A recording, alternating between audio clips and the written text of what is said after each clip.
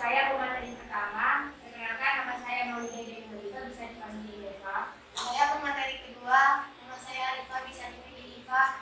Saya pemateri ketiga, nama saya Nur Hasila, bisa dipanggil Seda. Saya Nutulen Nurini Latifah Iza, bisa dipanggil Naila. Baik, di sini kita akan menjelaskan tentang pengertian Al-Quran. Mulai dari moderator pertama. Di sini saya akan menjelaskan tentang pengertian Al-Quran. Pengertian Al-Quran itu ada dua. Yang pertama menurut bahasa dan yang kedua menurut istilah.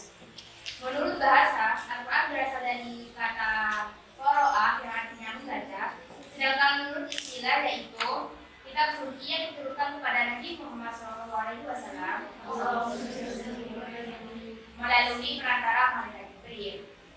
Adapun pendapat tentang Al-Quran yaitu menurut Al-Iyadi, menurut Al-Ash'ari, menurut Al-Faroq, Al-Zujaj, dan Al-Syamsi. Di sini saya cuma menjelaskan tentang Al-Iyadi dan Al-Ash'ari. Menurut Al-Iyadi, Quran berasal dari kata qoro'a yang artinya membaca. Adapun potongan tafsirnya yaitu qoro'a yaqra'u Qur'anan makru'un. Yang kedua, menurut Al-Ash'ari. Kata Quran menurut Al-Ash'ari yaitu berasal dari kata korona yang artinya menggabungkan sesuatu dengan yang lain. Adapun pendapat ini berdasarkan kenyataan yaitu saling beriringan dan saling menggabungkan. Baik, terima kasih.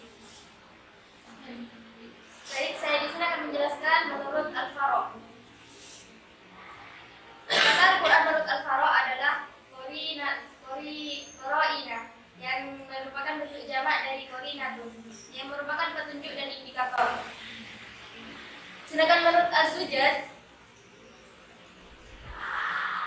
Al-Quran berasal dari kata qur'un yang mengikuti susunan pola wazan mu'lanun yang berarti jam'un, kumpulan.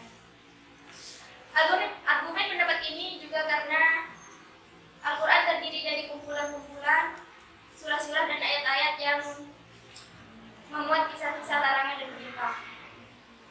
Sedangkan menurut Asy-Syafi'i berpendapat bahwa Al-Quran adalah isim kalam atau nama asli. Asy-Syafi'i berpendapat bahwa Al-Quran tidak berasal dari kata apapun. Karena Al-Quran memang nama khusus yang disediakan oleh Allah seperti kitab-kitab sebelumnya, Injil, Taurat, dan Zabur. Abu Syub'ah pun mengakui bahwa pendapat Al-Iyani adalah pendapat paling tepat dan masyhur. Sedangkan perbedaan pendapat tentang definisi Al-Quran disebabkan adanya perbedaan sudut pandang, perbedaan dari mendefinisikan unsur-unsur, sifat-sifat atau aspek-aspek yang terkandung di dalam Al-Quran. Perbedaan ini muncul karena kandungan yang ada di dalam Al-Quran begitu banyak dan konfresensi. Terima kasih. Adapun di sini menurut Syekh Muhammad Hudari, definisi Syekh Muhammad Hudari merupakan Al-Quran ialah lafaz yang berbahasa Arab yang diturunkan kepada Nabi Muhammad untuk dipelajari umat Islam dan dipahami dan diamalkan. Dan yang ditulis dalam mushaf yang dimulai dengan surat Al-Fatihah diakhiri dengan surat An-Nas.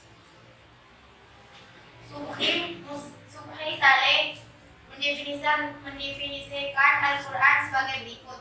Al-Quran adalah kitab Allah yang mengandung mukjizat yang diturunkan kepada Nabi Muhammad, yang ditulis dengan mushaf yang disampaikan secara mutawatir dan bernilai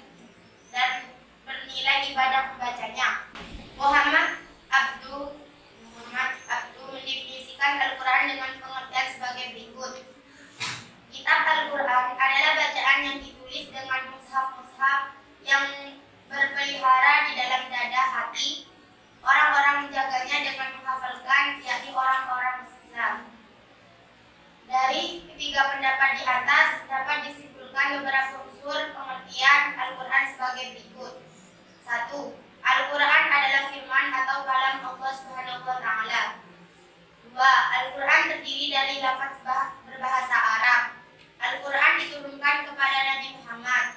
Al-Quran merupakan kitab Allah yang mengandung mukjizat bagi Nabi Shallallahu Alaihi Wasallam yang diturunkan melalui perantara malaikat Jibril. Al-Quran disampaikan dengan cara mutawatir atau kesinambungan. Al-Quran merupakan bacaan mulia dan membacanya merupakan ibadah. Al-Quran ditulis dengan mushaf-mushaf yang diawali dengan surat Al-Fatihah dan diakhiri dengan surat An-Nas. Al-Quran senantiasa terjaga atau terpelihara kemurniannya dengan adanya sebagian orang Islam yang menjaganya dengan menghafal Al-Quran. Al-Quran adalah kitab suci Allah yang sangat dibutuhkan dan sangat diperlukan oleh jalan manusia.